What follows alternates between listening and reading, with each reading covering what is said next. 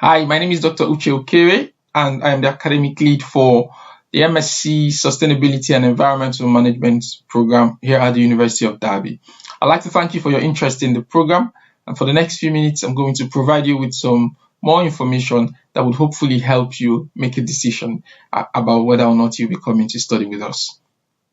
So a bit about myself, some background about myself. Like I said, I am the academic lead for the program. And for my PhD, I studied environmental microbiology. I researched the interactions between microorganisms and polycyclic aromatic hydrocarbons in soils mostly with very low levels of exposure to contaminants. I have been teaching environmental management now in UK universities, both at undergraduate and postgraduate levels, for close to 15 years. I'm a senior fellow of the UK Higher Education Academy, and I've worked with IEMA, which is the Institute for Environmental Management and Assessment, to develop and accredit programs both for professionals and also for delivery in higher institutions for a number of years now. I've also got some consultancy experience working with organizations to implement environmental management systems and to also help them achieve certification to the ISO 14001 standard. And finally, my ongoing research interest and my current research is around education for sustainable development, more specifically how sustainability can be embedded into curriculums across different programs and how students can learn how to contribute to sustainable development or the achievement of sustainable development through their professional practice and also through their personal life, the choices they make in their personal lives, irrespective of what they study. Also on the team that delivered the program is Dr. Becky Rossin. Becky is a lecturer in the MSc Sustainability and Environmental Management program, and Becky's been teaching environmental management in UK universities for over 10 years now, and her current research interests are around education for sustainable development, environmental management and well-being, so issues around, for example, eco-anxiety and also pedagogy in online learning environments. We've also got Bruce Burkett. Bruce is a senior lecturer in environmental health and is the academic lead for our environmental health program, but also contributes to the environmental management and sustainability program. Bruce's experience and background is in the environmental health sector. He's worked within the oil industry in environmental health for over 30 years now. He's currently interested in decent home standards, housing risk assessment and applications, food safety legislation, and also inspections. He's worked with local councils for many years and brings all of that experience into delivering the environmental health program and also supporting environmental management and sustainability programs. We've also got a team of associate academics who teach and deliver some of the modules on the program, and some of these are Dr. Paul Beers.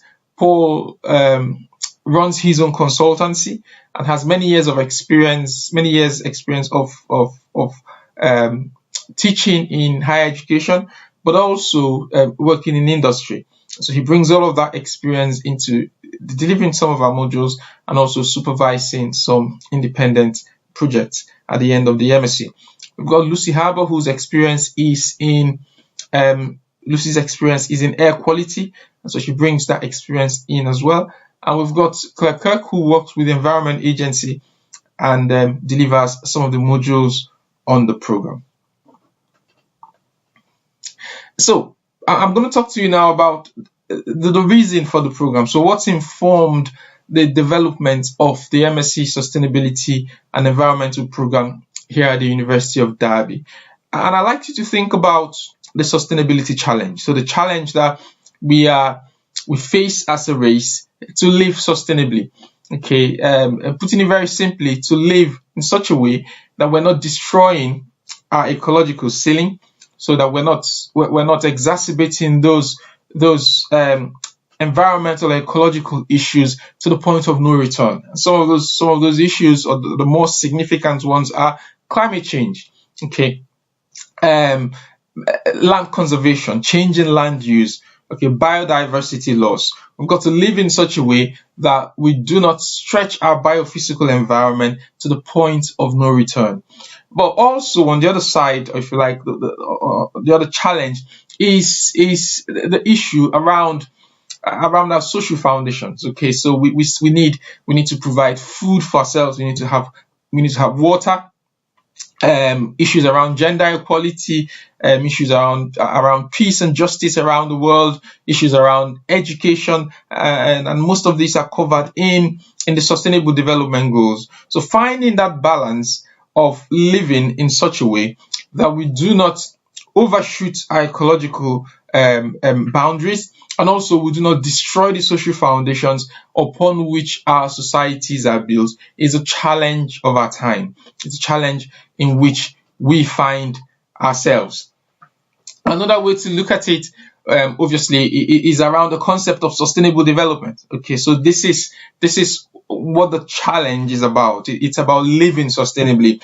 It is about developing in such a way that we don't compromise people. So the social values that we need as a race are maintained, and also we don't compromise our planet. We protect our planet so that the resources we need to sustain ourselves as a race are protected for future generations, but also that our economies are protected. So striking that balance, if you like, for want of a better word, between people, planet, and profit is a challenge of our time. It is a challenge of sustainable development, and that is what we need to achieve. That is what we need to find a way to strike. That's the balance that we need to find a way to strike. And while this is important on a personal level, and individuals need to find that balance in their lives and need to live in a more sustainable way, businesses and organizations, corporate organizations, have a very critical role to play in this for a number of reasons. Okay, first of all, because the impacts on the environment are potentially more significant. Okay, organizations have a greater tendency to use more resources. Organizations have a greater tendency to impact on the environment more significantly. Organizations have a tendency to affect that interaction, or those interactions between profit and planet, in a way that the planet could be compromised at the or for the purpose of making more profit. So the challenge of sustainability, therefore, is perhaps more significant for corporate organizations, for businesses, and for organizations. And that's what we like to refer to as a challenge, or the corporate sustainability challenge. How to keep organizations behaving and performing in such a way that people's values, okay, the social foundations of our society are protected. People still have food, there's equity, there's justice, people still have resources provided for them, and our planet is not destroyed, but also such so that those organizations would also be making profit, especially if they are businesses, because that's the reason businesses exist primarily, isn't it? To make profit and to be able to continue to be a sustainable business in that sense going forward. So that's the sustainability challenge, okay? And what that means, therefore, is that organizations need people. Organizations need professionals who can help them steer their direction, who can help them become such sustainable, if you like, organizations. Become organizations who can make profit, to be profitable organizations without destroying the environment and without destroying the social foundations upon which our societies are built. So to be those individuals, or those individuals require specific skills beyond the skills of just being able to solve biophysical environmental problems. Okay, they need specific skills that include business skills and leadership. So being able to spot opportunities for change in culture.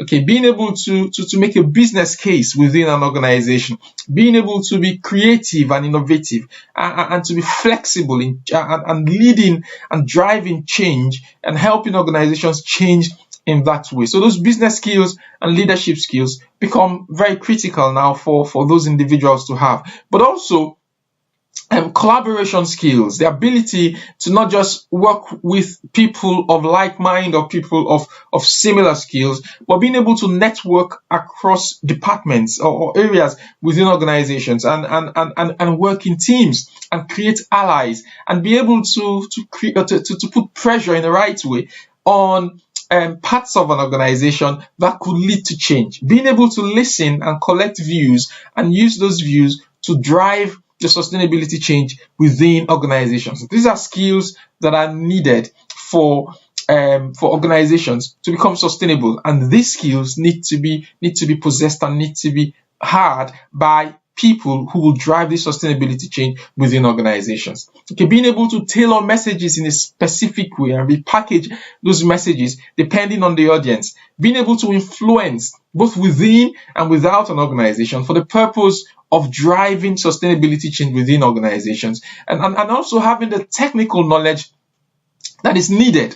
Okay, having the technical knowledge that is needed to make a sustainability case, to develop a program for environmental management, to be able to develop programs for trainings within organizations, being able to get things done. Okay, and being resilient through the process. These are all skills that are needed by the sustainability and environmental management professional who will be able to drive sustainability change within an organization. And that's why we've created the MSc Sustainability and Environmental Management program as a program that is relevant to the current needs of organizations to become sustainable organizations who can deal with the biophysical challenges, the environmental challenges that they are causing, but also look into the future and transform themselves into sustainable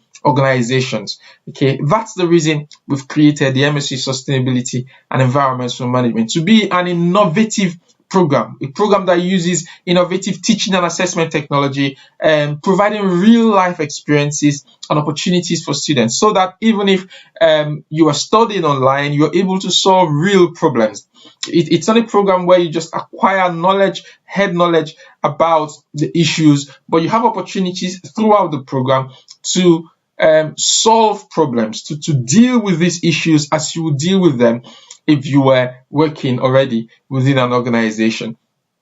The program also provides opportunities for the development of digital skills and employability skills.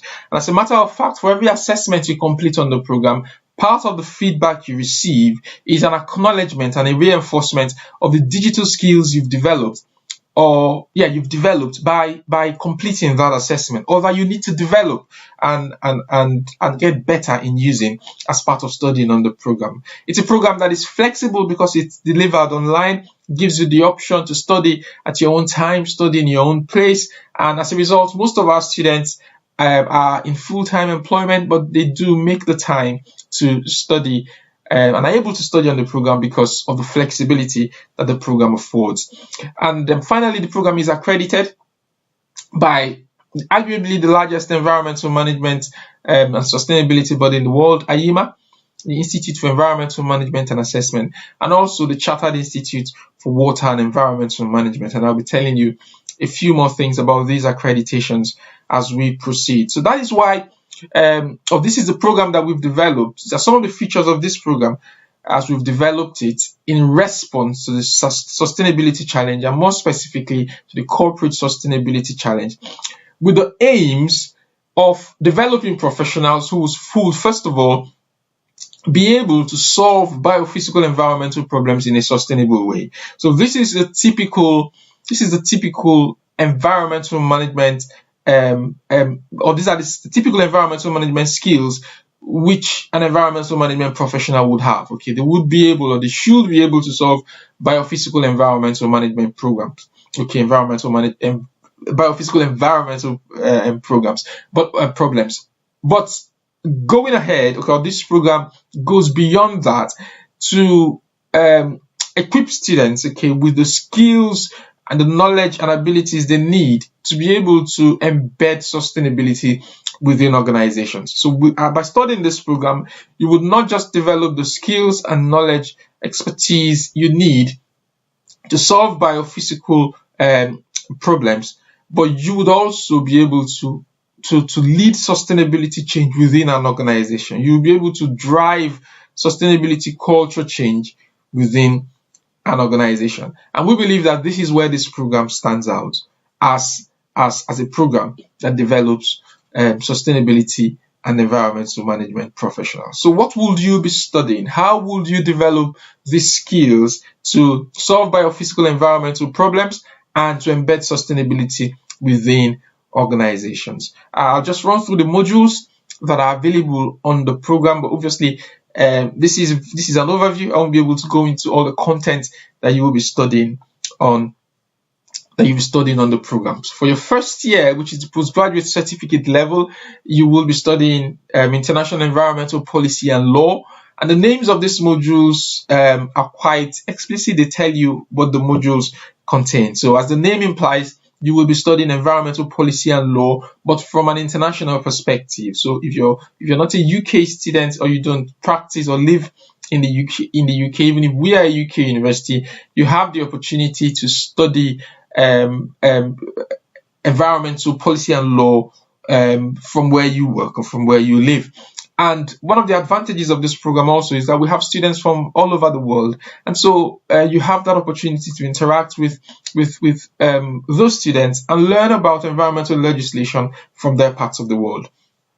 A second module at the postgraduate certificate level is called Tools for Delivering Sustainable Solutions for Environmental Problems. And in this module, we discuss, you practice the use of environmental management tools, ranging from environmental impact assessment, environmental auditing, environmental management skills, and so on, environmental management systems, and so on and so forth. And like I said earlier, it's not just the head knowledge, but you do have a hands-on experience. We use some innovative technologies, including virtual reality, to get you to audit environments as you will do if you were in person. And finally, at the postgraduate certificate level is the Sustainable Business Management module. This is a module where we encourage you to think like someone who is already working within an organization, and to think of ways that you can drive sustainability change within that organization. We discuss some peculiarities about businesses and the challenges of driving sustainability change within an organization. You get the opportunity to make a business case. You get the opportunity to communicate your developed sustainability program within or to specific parts of an organization. So to practice some of those sustainability skills I mentioned earlier.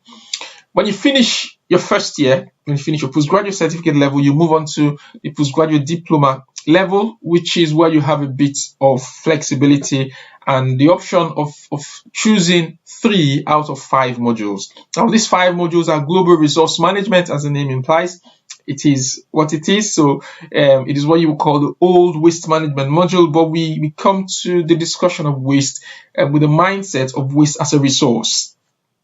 And you also have the option to study pollution assessment and remediation, low carbon energy management, ecology and conservation, and environmental impact assessment. So these are 5 option modules from which you can choose any 3 to study across your second year.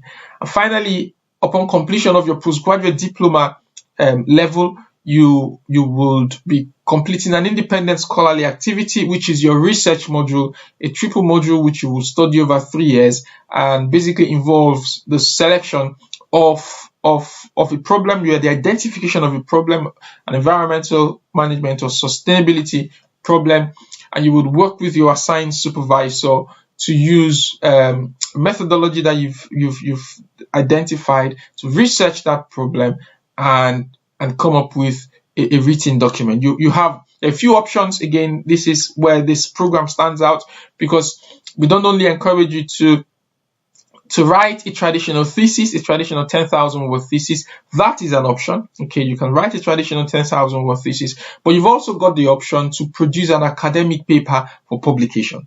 Okay, and I think that is quite unique for this program. And we do have students who have studied with us and gone ahead to publish the papers which they wrote as an outcome of their independent scholarly activity. You've also got the opportunity to produce a report for your organization. So if there is a challenge or a problem which your organization is currently grappling with, you can decide to use your 1 year independent scholarly activity module to research that problem and produce a report for your organization, so that you're not just getting an academic achievement, but you're also solving a real problem, or you're leaving the program having published an academic paper. And that's something which we think is quite peculiar and unique to this program. So those are the modules which you will be studying on the program.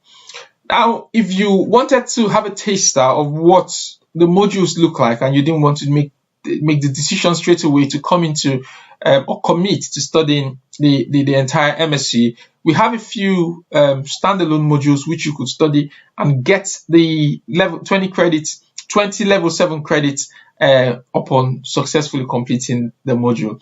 And of course, if you do decide to come onto the MSc eventually after completing the standalone module, those credits will be transferred onto the program, and so you will not need to repeat the module which you have completed. And these modules are environmental impact assessment, international environmental policy and law, sustainable business management, and tools for delivering sustainable solutions to environmental problems. So you can take any of these modules as a CPD, as a standalone CPD module, and upon completion of it, you can walk away with your 20 credits or decide to stay back, enroll on the MSc, and complete the program. This is an option that quite a few students take to understand our learning environment, to understand how we teach and what the modules look like before they make the full commitment to study. Or some people just take these modules because it's an area that they've identified that they need some professional development, and they just take the module and walk away at the end of it. Now, what will you study? Okay, what does it look like studying with us? So each 20 credit module is made up of 10 units, okay, and the 20 credit modules are studied over 10 weeks. So you study 1 unit per week, okay. Each unit looks at a specific aspect of the module content, and you've got readings, you've got activities, you've got formative assessments, which you'll be expected to complete while you're studying. You will work collaboratively using online discussion forums and journals. So we don't just send you resources to go away and study on your own. We've got discussion forums where you engage with the tutors, you engage with other students. We've also got weekly drop-in sessions where a tutor is available to interact with you, provide you feedback on maybe an ongoing assessment or content which you are studying and have not fully come to terms with. And at the end of each module, or within each module, there are summative assessments which you are assessed on, and these determine the outcome that you get at the end of the module. Now, I mentioned earlier that the program is accredited by the Institute for Environmental Management and Assessment, and some of the benefits of IEMA accreditation, bearing in mind that IEMA is the largest professional body for environmental and sustainability professionals in the world. So the fact that the program is accredited by IEMA means that IEMA has looked at the content which the program offers and also the way the program is delivered, and has agreed to put its badge on the program, making a statement that this program equips and develops environmental management and sustainability professionals who have the skills and knowledge that the industry require. So you can come onto this program with the confidence that what you will be studying is what employers out there need environmental management and sustainability professionals to know and be able to do. But also, because the program is accredited by IEMA, by studying on the program, you have access to events, webinars, free of charge to you. You have resources and publications which are free to you from IEMA. You are able to network with other IEMA members, some at your level, but also some at different levels of professional practice. You do get free student membership as a student on an IEMA accredited degree. So upon completion of your program, you have an easy way to move on to the next level of IEMA membership, which is the graduate membership. Because you studied an IEMA accredited program, it's an automatic graduation for you onto the IEMA graduate membership. And also, if you have the relevant experience, you can easily move on to IEMA practitioner level. The program is also accredited by the Chartered Institute of Water and Environmental Management. So what this means is that you also get free membership depending on where you think your profession is going or your interests. Okay, this could also be of interest to you, and it also equips you with, provides you with a lot of resources. You've got the free student membership, which gives you access to resources, helps you build your professional network, and also gives you that professional recognition when you put that professional body membership on your CV. Similarly to IEMA, you also graduate to graduate membership of CIWEM upon completion of the program. Now, in addition to the lectures which we provide as part of the program, we make it a point of duty to provide guest lectures, or like we like to call them, voices of industry, from current practitioners. Okay, some of us work within industry as consultants, but we also go that extra mile to bring in practicing professionals to come in and talk to you on the program. And these are examples of some talks or some guests which we've had in the past. We've had Harry Seeley. Harry is currently the environmental and sustainable manager at Jacobs Qatar, and he's a fellow of the Institute for Environmental Management and Assessment, and also the lead for IEMA in that part of the world. And we've also got a few other guest speakers which we've had in the last couple of years. We also host a sustainability in practice conference for students, which gives you an opportunity. Now, this is a conference which is open to all students at the university, and as a sustainability and environmental management student, it gives you an opportunity to interact with students from other programs and test your knowledge by presenting at the conference, because you're a sustainability professional or an aspiring sustainability professional. Now, these are some examples of the content which you would find on our module pages, which you would study. Okay, most of the content is interactive. Okay, that's a point I like to make here. So we don't just provide you text for you to read. We'll provide you content that you can interact with. Okay, so the first box there's a question there which you would answer, and you check your answer to see if it's correct. So it's that interaction which you would an ongoing interaction. And the second one there is a video. We've also got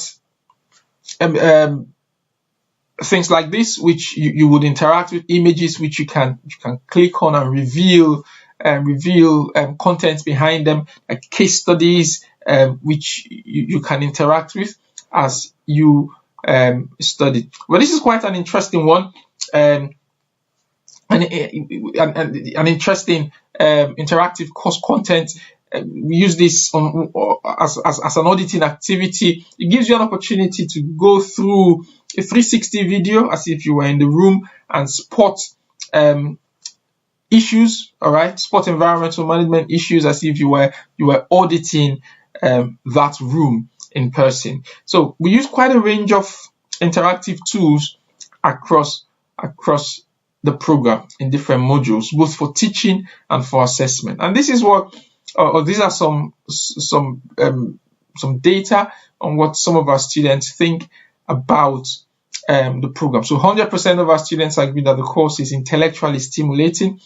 91% agree that the timetable fits well with other commitments, and this is quite important when you consider that a lot of students on the program are in full-time work and have to fit studying around their other commitments. 100% agree there is appropriate access to online library resources, and this is data from our PTES survey, a postgraduate taught experience survey in 2021.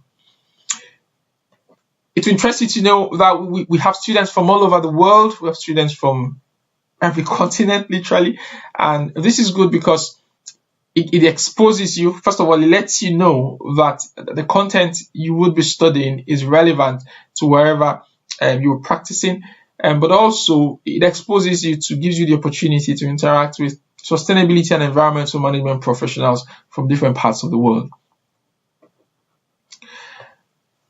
And in case you're asking what opportunities are there for you upon completing the program, that there are a range of job opportunities which our past students have walked into. In fact, some students, while still studying on the program, are able to change jobs. We have people who come on the program because they're not yet in the sustainability field, but by studying on the program, they're able to get into the sustainability, get into a sustainability role. And some of these roles that people have gotten as sustainability consultants. We have people who have become environmental managers and so on.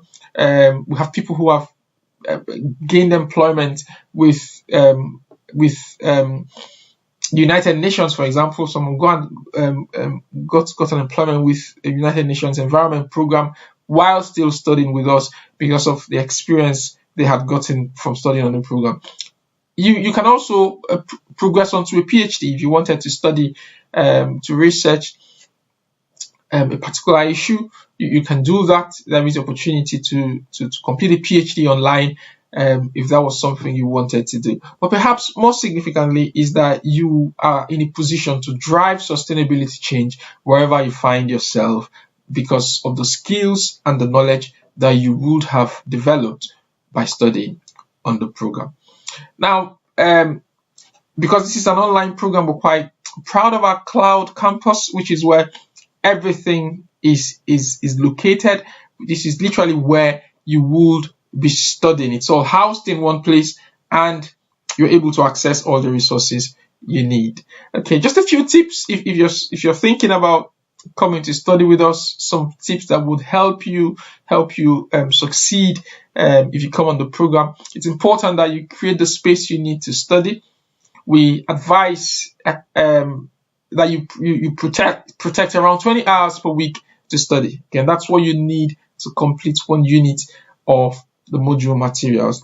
We encourage you to bear in mind that you will need to regularly engage and interact with your peers, okay, on the discussion forums and also with your academics, with your tutors. There will be email messages, there will be announcements from the module and program pages which you will need to keep up to date. Some of them will be for information purposes, some of them you will need to respond to and engage with. It's very important that you access your university email because that's where all the communication would be sent to, and you've also got to keep in touch with your learning portal, that's where you receive all the relevant information, maybe from the university and also some from the module specifically that you are studying. And very, very importantly, that you don't leave your assessments, a submission of your assignments to the very last minute, okay? Because summative assessments have hard deadlines which you must submit by, and missing a deadline has penalties. So you've got to work towards submitting your assessments by the deadline. And considering that this is all online and to save you the trouble of equipment malfunction or internet issues or IT challenges, it's always best to complete your work on time and upload them in good time so that if there are any issues or any challenges, you're able to resolve them before the deadline. Okay, now you would have an online community while studying with us, and this would include the discussion forum, which I've mentioned a few times. And some of the things that would happen on that discussion forum include your learning activities on each module.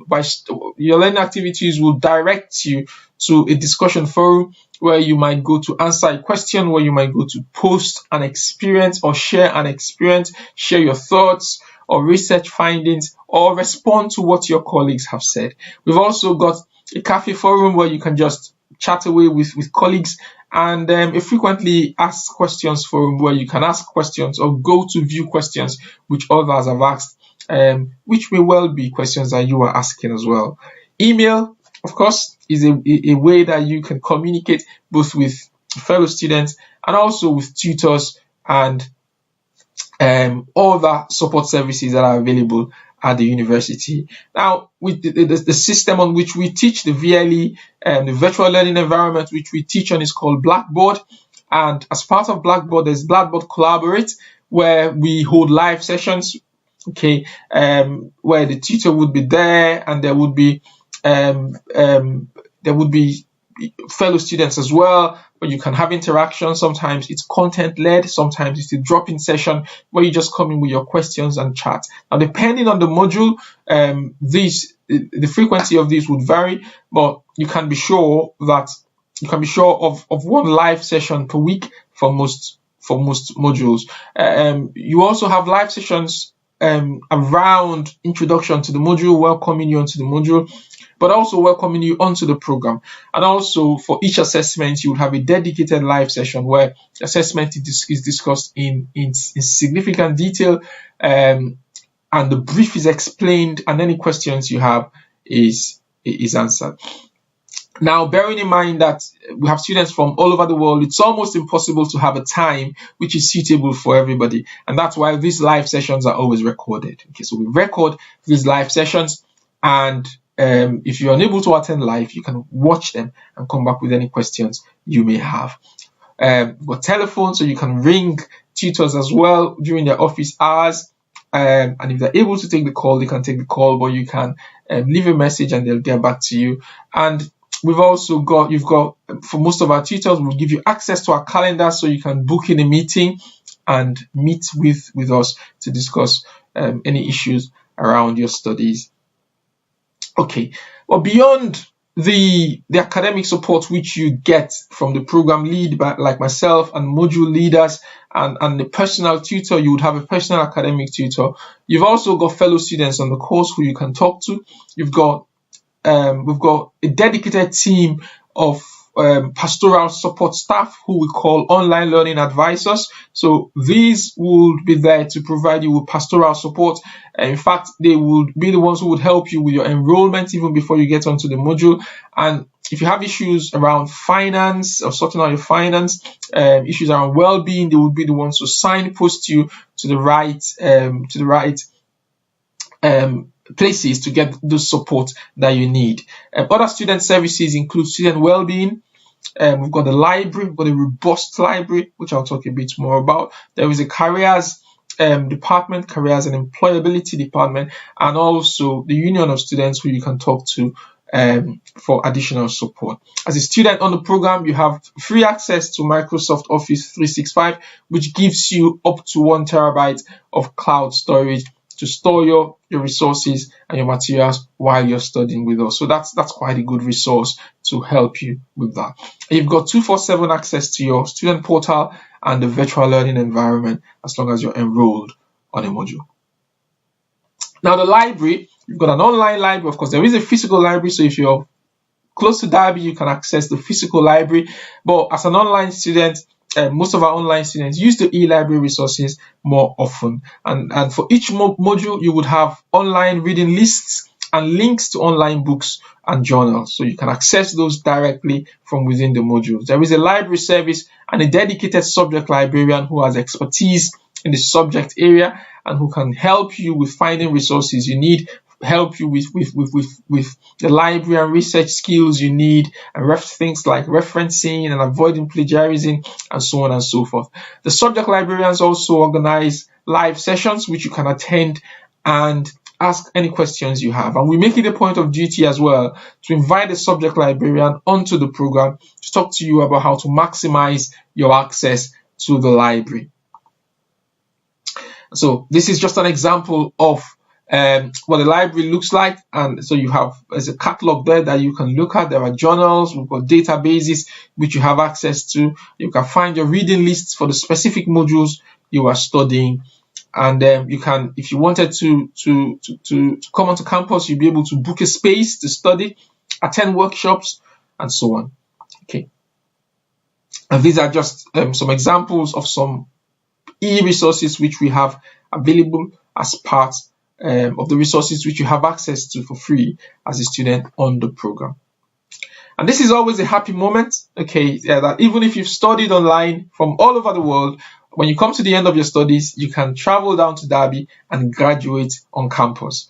Okay, so this is always a great time for some of us as lecturers, the first time we get to meet some students who have been interacting with online for the first time. So it's always a great time and something that you can look forward to, that at the end of every year, there is an in-person graduation service which you can attend.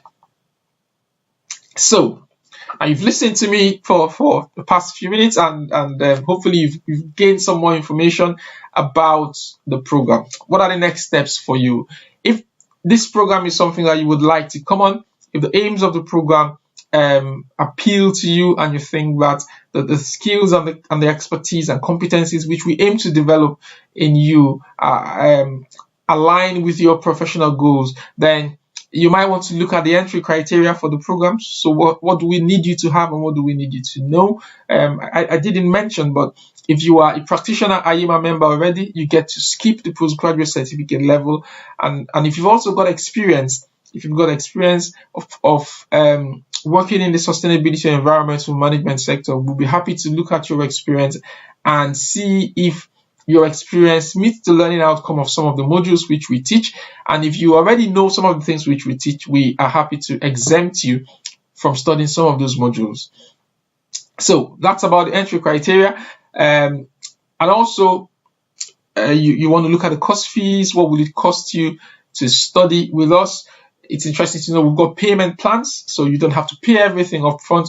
The online learning advisors will be happy to advise you, or the admissions team will advise you on available payment plans, and you take it from there. See if it's something that appeals to you. The website details on the website will include when the next intake is happening. So go to derby.ac.uk/online and get those details, and then get on applying if all of these appeals to you.